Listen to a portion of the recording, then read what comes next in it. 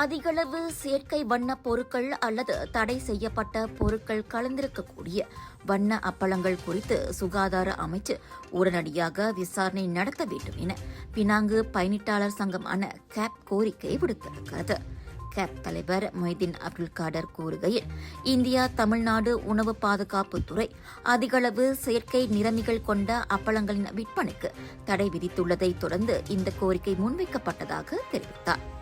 இந்தியாவிலிருந்து இறக்குமதி செய்யப்படும் வண்ண அப்பளங்கள் மலேசியாவில் குறைந்த விலையில் எளிதாக கிடைப்பதாகவும், குறிப்பாக குழந்தைகளுக்கு உடல்நல பாதிப்பு ஏற்படும் அபாயம் இருப்பதாகவும் அவர் கூறினார்.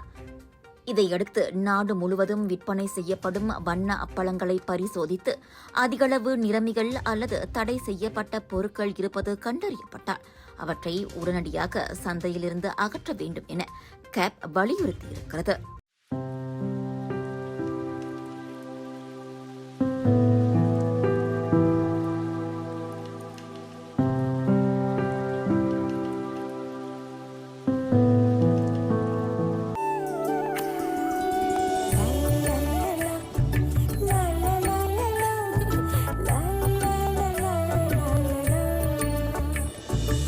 எல்லார் நம்பிக்கையும் நிறைவேறணுங்கிறது தான் ஏன் பிரார்த்தனை. Z Black 3-in-1 ஊதுபத்தி, அசல் 3-in-1 ஊதுபத்தி. பிரார்த்தனை கைகூடும்.